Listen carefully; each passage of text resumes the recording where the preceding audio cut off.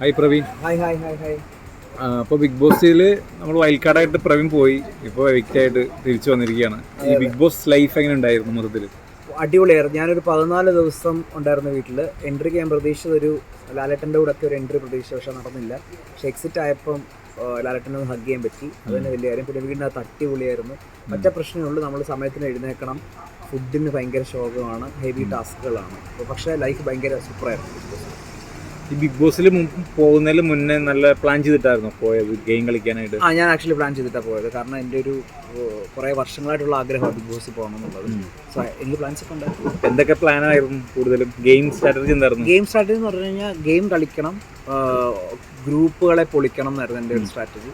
പിന്നെ എല്ലാവരുമായിട്ടും connection feel ചെയ്യണം. ഈ വഴക്ക് മാത്രമല്ല ബിഗ് ബോസ് ഗെയിം കളിക്കാനുള്ള ഒരു സ്ട്രാറ്റജി.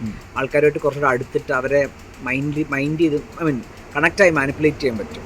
അത് കളിച്ചുകൊണ്ടിരിക്കുകയായിരുന്നു. പക്ഷേ കളിച്ചുകൊണ്ടിരുന്നതിന് മുമ്പ് ഞാനിങ്ങനെ എത്തി. ഈ ബിഗ് ബോസിൽ ഇപ്പം നമ്മൾ എല്ലാവരും പറയാറുണ്ട്, കോണ്ടന്റ് ക്രിയേറ്റ് ചെയ്ത ആൾക്കാർക്ക് മാത്രമേ വോട്ട് കിട്ടുള്ളൂ എന്നുള്ളൊരു പരിപാടി. അത് എത്രത്തോളം യോജിക്കുന്നുണ്ട് അതിന്? അത് 100% ആയണമെന്നാണ് ഞാൻ വിചാരിച്ചിരുന്നത്. പക്ഷേ സാബുമാൻ്റെ ആ ഇരിപ്പ് കാരണം എനിക്ക് മനസ്സിലായി. എന്നോട് ഇവർ ചോദിച്ചു എന്തെങ്കിലും ടിപ്സ് ഉണ്ടോയെന്ന്. ബീൻ ബാഗിൽ കിടന്നാലും ചിലപ്പോൾ നിങ്ങൾ ബിഗ് ബോസ് വീടിൻ്റെ അകത്ത് 3-4 ആഴ്ച നിൽക്കും. കാരണം ഒരു കോണ്ടന്റും കൊടുത്തില്ലെങ്കിലും എങ്ങനെയെങ്കിലും ആ വീട്ടിൽ സർവൈവ് ചെയ്യുന്ന ആൾക്കാരുണ്ട്. ഇപ്പം ബിഗ് ബോസിലുള്ളവർ തന്നെ പറയുന്നുണ്ട് സാബുമോൻ സംസാരിക്കുന്നില്ല, ഇപ്പം ലീഡറായിട്ട് വരണമെങ്കിൽ ഇച്ചിരി സംസാരിക്കത്തുള്ളൂ ഉള്ളിലുള്ളവർ തന്നെ പറയുന്നുണ്ട്. അപ്പം ഒന്നും സംസാരിക്കാതെ പുള്ളി ഇപ്പം അകത്തേക്കുന്നു, ബ്രോ ഇപ്പം പുറത്ത് വന്ന്. അപ്പം അത് എത്രത്തോളം ഭയങ്കര അൺഫെയർ ആയിട്ട് എനിക്ക് ഫീൽ ചെയ്യുന്നുണ്ട്. കാരണം ഞാൻ ആ വീട്ടിൽ നിങ്ങൾ കഴിഞ്ഞ ആഴ്ച നോക്കിക്കഴിഞ്ഞാൽ ഏറ്റവും കൂടുതൽ അടി പൊട്ടിയത് കിച്ചണിൽ അടിയാട്ടെന്ന് പറഞ്ഞാൽ എനിക്ക് മിനിറ്റിന് ഒരു സൈഡിൽ നിന്ന് ആൾ പൊട്ടി വിട്ടു, ഇവിടുന്ന് അടി പൊട്ടി ഇവിടെ വിട്ടു. എല്ലാ അടിയിലും കയറി ആൾക്കാരോട് ദേഷ്യപ്പെടേണ്ടി വരുന്നുണ്ട്. അത് സോൾവ് ചെയ്യേണ്ടി വന്നിട്ടുണ്ട്. എന്നാൽ കറക്റ്റ് സമയത്ത് ഇവർക്ക് ഫുഡ് കൊടുക്കണം. അതിനിടയ്ക്ക് കിച്ചൺ ടീമിനകത്ത് അടി, വെളിയിലടി, ഇതെല്ലാം സോൾവ് ചെയ്ത് നിന്നിട്ടും അത്രയും കോണ്ടന്റ് ജനറേറ്റ് ആയിട്ട് ഞാൻ ഔട്ടായി പോയിട്ടും ഇതിലൊന്നും പെടാതെ എനിക്കൊന്ന് ക്യാമറ പോലും സാവുമാനെ കണ്ടുപിടിക്കാൻ ബുദ്ധിമുട്ടിയിട്ടുണ്ട്. എന്നിട്ട് എങ്ങനെ ആ പുള്ളി അടുത്ത് നിൽക്കുന്നുള്ളതെന്ന് പറയുമ്പോൾ ഭയങ്കര. ഇപ്പം നമ്മൾ ഈ കഴിഞ്ഞ ഒരു വീക്കിലെയൊക്കെ കമൻസ്, ആളുകളുടെ ഓഡിയൻസിൻ്റെ റെസ്പോൺസ് ഒക്കെ നോക്കുവാണെങ്കിൽ ഒരുപാട് ക്രിറ്റിസൈസ് ചെയ്യുന്നുണ്ട് ബിഗ് ബോസിനെ അടക്കം. അതായത് പുള്ളി എന്തിനാണ് സെലക്ട് ചെയ്തതെന്നുള്ള രീതിയിൽ സാബുമോനെ. അപ്പോൾ ആക്ച്വലി പുള്ളി എന്താണ് അകത്ത് ചെയ്യുന്നത്? പുള്ളി ഒന്നും എനിക്കറിയത്തില്ല പുള്ളി എന്താ ചെയ്യുന്നത്. ഒരു ദിവസം ഞാൻ ആക്ച്വലി സാബുമോൻ എന്തിനാണ് വന്ന് ചോദിച്ചപ്പോൾ എനിക്കും അറിയത്തില്ല എന്നോട് പറഞ്ഞു. സോ എനിക്കറിയത്തില്ല അതെന്താ അവർ ചെയ്തെന്നുള്ളത്. ചിലപ്പം അങ്ങനെ ഒരാളെ ഇരുത്തണം എന്നുള്ളതായിരിക്കും അവരുടെ ഒരു പ്ലാൻ. പ്രവീൺ കയറി കഴിഞ്ഞപ്പോൾ, ഈ വൈൽഡ് കാർഡിന് മുന്നേ കയറി കഴിഞ്ഞപ്പോൾ ഉള്ള ബിഗ് ബോസിലെ ഗെയിം നോക്കിക്കഴിഞ്ഞാൽ പല ഗ്രൂപ്പുകളായിരുന്നു. അപ്പോൾ ഈ പറഞ്ഞ ഗ്രൂപ്പുകൾ പൊളിക്കാനെന്നുള്ള രീതിയിലായിരുന്നു. പ്രവീൺ എന്താ ഇപ്പോൾ ബിഗ് ബോസ് കയറി കഴിഞ്ഞപ്പോൾ ആ ഗ്രൂപ്പുകൾ ഇല്ലാതെ ആയിട്ടുണ്ട്? ഡെഫിനറ്റ്ലി. നിങ്ങൾ നോക്കി പറഞ്ഞത് ഇപ്പം ഒരു ഒറ്റ ഗ്രൂപ്പേ ഉള്ളൂ അവിടെ. എല്ലാവരും പൊളിഞ്ഞു. അക്ബറിൻ്റെ ഗ്രൂപ്പും ഷാനവാസിൻ്റെ ഗ്രൂപ്പും എല്ലാവരും പൊളിഞ്ഞ ഒരു ഒറ്റ ഗ്രൂപ്പിലാണ് ഇപ്പോൾ എല്ലാവരും ഇരിക്കുന്നത്. അത് വൈൽഡ് കാർഡ് കയറിയോണ്ട് മാത്രമാണ്. എല്ലാവർക്കും വൈൽഡ് കാർഡ്സിനെ പേടിയാണ്. നിങ്ങൾ വിചാരിക്കും, നിങ്ങൾ കണ്ടുണ്ടോന്ന് അറിയത്തില്ല, ഞങ്ങൾ അങ്ങോട്ട് തിരിയുമ്പോഴത്തേക്ക് ക്യാമറ തിരിയുന്നതിലും ഫാസ്റ്റായിട്ട് എല്ലാവരും തിരിയും. ഞങ്ങൾ എന്താ ചെയ്യുന്നതെന്നുള്ളത് നമ്മൾ അവരോട് സംസാരിച്ച് കഴിഞ്ഞ് കഴിഞ്ഞാൽ പിന്നെ വെരി നെക്സ്റ്റ് ഒരു 15 മിനിറ്റുള്ളിൽ അവർ ഈ വീട്ടിലുള്ളവരെല്ലാം പിടിച്ചു നിർത്തും. എന്നിട്ട് ഞാൻ ആൾക്കാരുടെ പേര് പിന്നെ എപ്പോഴെന്ന് പറയും. അതിൽ ഒരാളോട് അവർ ത്രട്ടൻ ചെയ്തു, ഇനി അവരുടെ പോയിരുന്നു കഴിഞ്ഞാൽ ഞങ്ങൾ നോമിനേഷൻ ഇടുമെന്നത്. അല്ല, അത് നിങ്ങൾ 2 ആഴ്ച ഗെയിം കണ്ടിട്ട് അകത്ത് കയറിയോണ്ടുള്ള അവരുടെ പേടിയാണോ? അത് മാത്രമല്ല അവർക്ക്. കാരണം എന്താ വെച്ച് കഴിഞ്ഞാൽ വന്ന സമയത്ത് തുണി വേഴ്സസ് പണി എന്ന് പറഞ്ഞിട്ടൊരു ടാസ്ക് ഉണ്ടായിരുന്നു. ആ ടാസ്കിൽ ഞങ്ങളുടെ ബിഗ് ബോസ്, അതെനിക്ക് ഓർമ്മയുണ്ട്, ഞാൻ ആക്ച്വലി കൺഫ്യൂസ് ചെയ്തു ആ വീട്ടുകാരെ.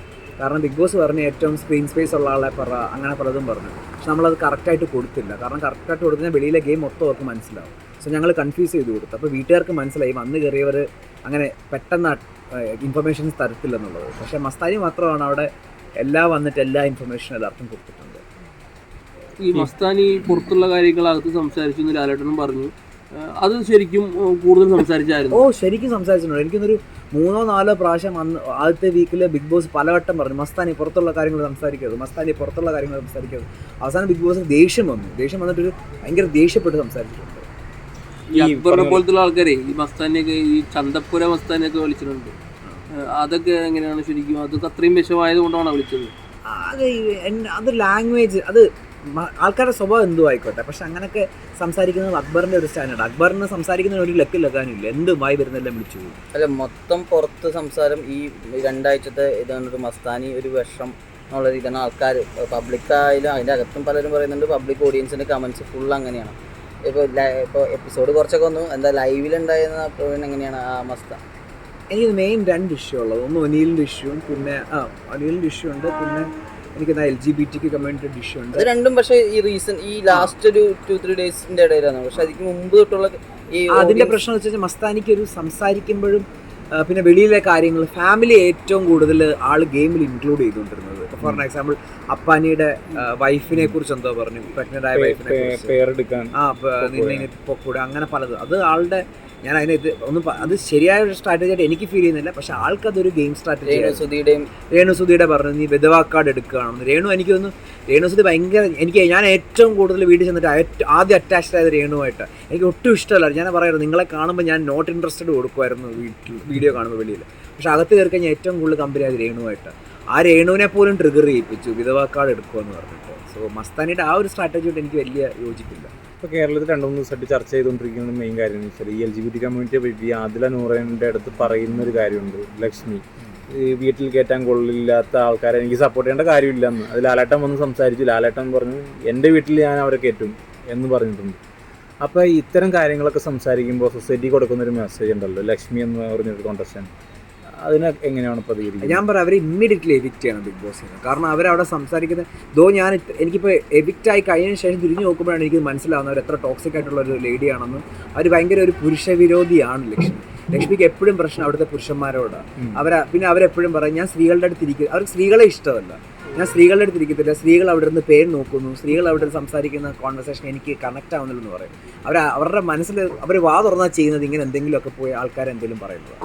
സോ അവരെ ചിലപ്പോൾ കോണ്ടന്റ് ജനറേറ്റ് ചെയ്യുന്നുണ്ട്. പക്ഷേ സമൂഹത്തിന് അവരെ പോലുള്ള അവർ UK വർക്ക് ചെയ്തതാണ്, എഡ്യൂക്കേറ്റഡ് ആണെന്ന് പറയും. പക്ഷെ ഒരു എഡ്യൂക്കേഷൻ കാലത്തൂടെ പോകാത്ത രീതിയിലുള്ള സംസാരം അവരവിടെ ചെയ്യും.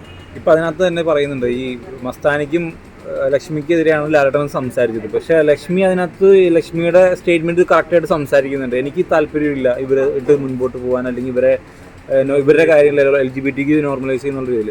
പക്ഷെ മസ്താനി ഇത് പറഞ്ഞു കഴിഞ്ഞിട്ടും പിന്നെ ലാലേട്ടൻ വന്ന് മസ്താനിനെ ദേഷ്യപ്പെടുത്തി കഴിഞ്ഞപ്പോൾ മസ്താനി പറയുന്നു ഞാൻ അങ്ങനെ പറഞ്ഞിട്ടില്ല എന്നുള്ളൊരു സംസാരിക്കുന്നു.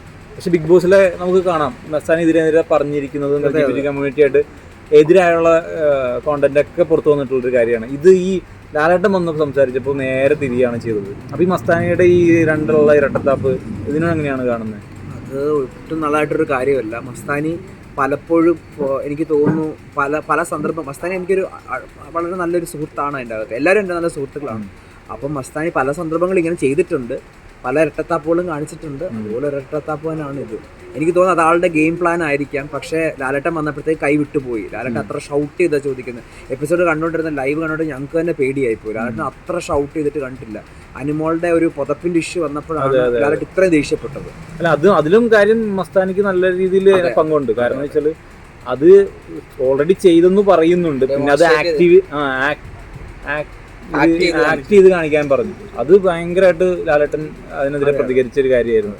അപ്പോൾ ഇത്തരം കാര്യങ്ങളൊക്കെ ചെയ്യുമ്പോൾ ഉണ്ടാവുന്ന ഒരു കാര്യമുണ്ടല്ലോ, ഈ ബിഗ് ബോസ് കോണ്ടസ്റ്റന്റിനെ തിരഞ്ഞെടുക്കേണ്ട ഒരു രീതി, അല്ലെങ്കിൽ ഇതൊക്കെയാണോ സമൂഹത്തിന് കൊടുക്കേണ്ട ഒരു കാര്യം എന്ന് പറയുന്നത്.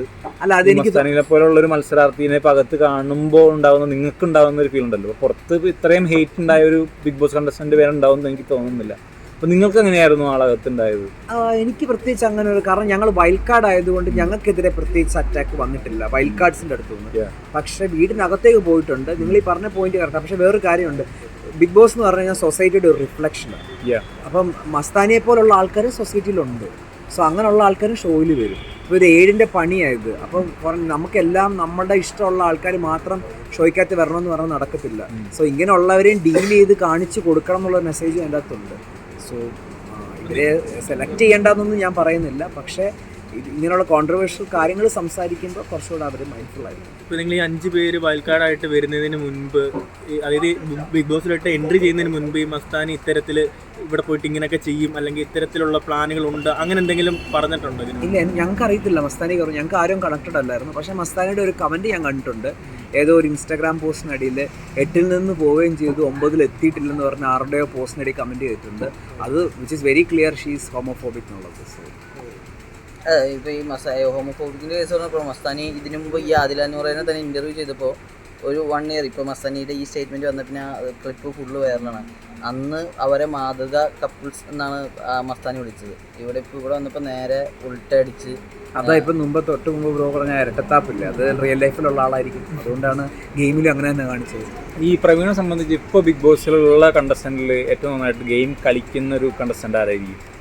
കാരണം വെച്ചാൽ ഞാൻ ഗെയിം കളിക്കാൻ ഉദ്ദേശിക്കുന്നത് ഇപ്പോൾ ഈ പറഞ്ഞ റിഫ്ലക്ഷൻ ഈ കഴിഞ്ഞ ആഴ്ചയിലെ മൊത്തത്തിൽ സൊസൈറ്റിക്ക് കൊടുത്തേക്കുന്ന മെസ്സേജ് അല്ലെങ്കിൽ കണ്ടന്റ് ക്വാളിറ്റി എന്ന് പറയുന്നൊരു സാധനം തീരെ ഇല്ല. അപ്പോൾ അത് വെച്ച് നോക്കുകയാണെങ്കിൽ നല്ലൊരു ഗെയിം പ്ലാൻ വെച്ചിട്ട് നല്ല രീതിയിൽ ഇപ്പോൾ ഗെയിം കളിച്ചുകൊണ്ടിരിക്കുന്ന ഒരു കോണ്ടസ്റ്റൻ്റ് ആയിരുന്നു.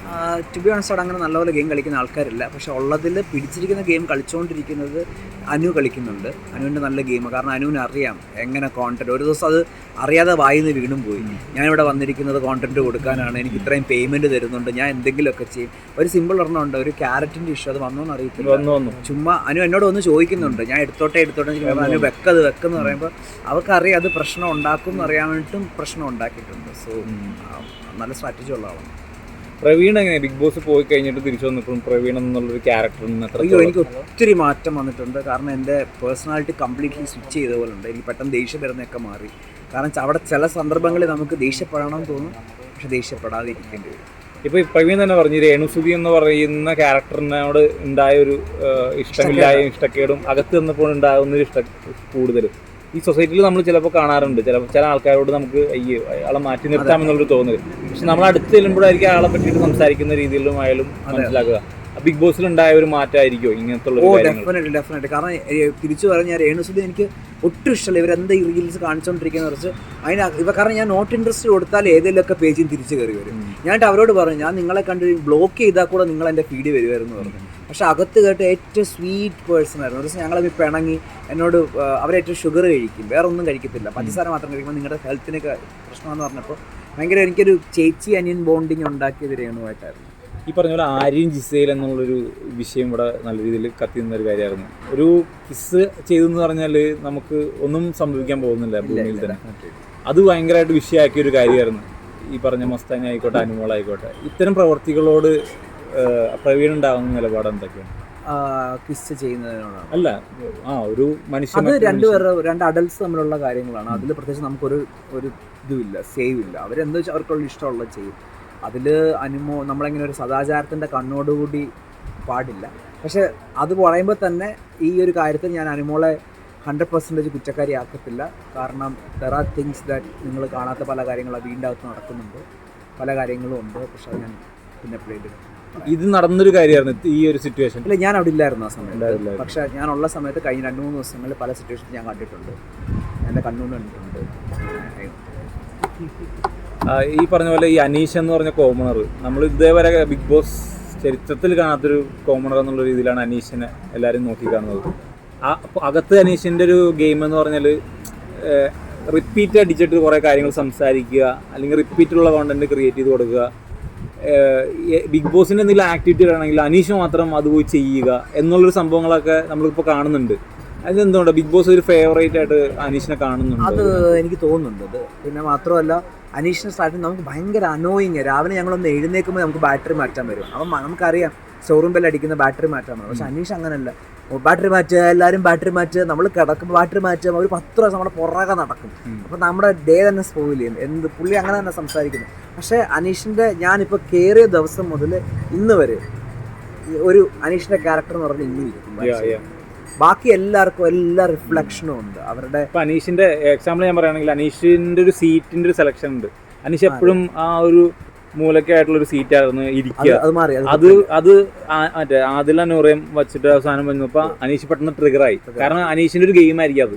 അനീഷിൻ്റെ ട്രിഗർ പോയിന്റ് അതല്ല. അനീഷിൻ്റെ ട്രിഗർ പോയിന്റ് ഞാൻ ഒരു ദിവസം ട്രിഗർ ചെയ്ത് വിട്ടു, അത് വെളിയിൽ വന്നൊന്നും അറിയത്തില്ല. അനീഷിൻ്റെ ട്രിഗർ പോയിന്റ് എന്താണെന്ന് വെച്ച് കഴിഞ്ഞാൽ അനീഷ് നമ്മളോട് ദേഷ്യപ്പെടുമ്പോൾ അനീഷ് മിണ്ടാതിരിക്കുന്ന പോലെ ആദ്യം അനീഷിനൊന്ന് കോണ്ടന്റ് കൊടുത്തിട്ട് തിരിഞ്ഞിരിക്കണം.